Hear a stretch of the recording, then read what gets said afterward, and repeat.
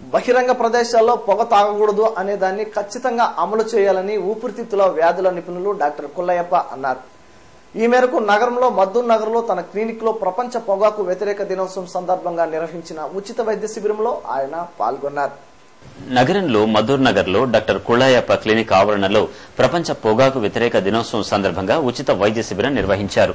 ఈ సందర్భంగా ఊపిరితిత్తుల వ్యాధుల నిపుణులు డాక్టర్ కుల్లయ్యప్ప మాట్లాడుతూ నిరక్షరాస్యులు, పేద ప్రజలు పొగాకు, ఊపిరితిత్తులు వాడకం వల్ల లంగ్ క్యాన్సర్, ఎంఫైసిమా, హార్ట్అటాక్ వంటి రోగాల బారిన పడి మరణిస్తున్నారన్నారు. మన దేశంలో 120 మిలియన్ల స్మోకర్స్ ఉన్నారని, వారిలో ప్రతి సంవత్సరం 9 లక్షల మంది పొగాకు సంబంధించిన జబ్బుల బారిన పడి మరణిస్తున్నారన్నారు. అభివృద్ది చెందుతోన్న దేశాల్లో పొగాకు వాడకం పట్ల మహిళలు ఆకర్షితులవుతున్నారన్నారు. ప్రపంచ అభివృద్దికి, ఆరోగ్య వ్యవస్థను పటిష్టపరచడానికి స్త్రీలకు, అమ్మాయిలకు పొగాకు ఉత్పత్తులు అమ్మడం మానాలన్నారు. Nicotine replacement therapy, nicotine chewing gums, nicotine ఫ్యాబెస్ వాడటం వల్ల పొగాకు వాడకాన్ని మానొచ్చని సూచించారు. బహిరంగ ప్రదేశాల్లో పొగ తీసుకోకూడదనే దాన్ని ఖచ్చితంగా అమలు చేయాలన్నారు.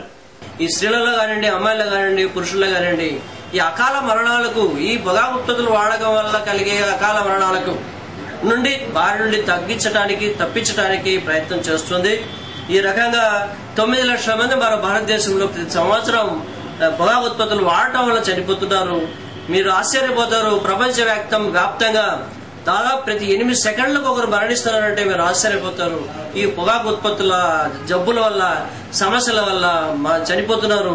ఈ రకంగా నివారణ చర్యలు తీసుకుంటే ప్రభుత్వ పరంగా నివారణ చర్యలు గట్టిగా చేపట్టాలా. గ్రామీణ ప్రాంతాల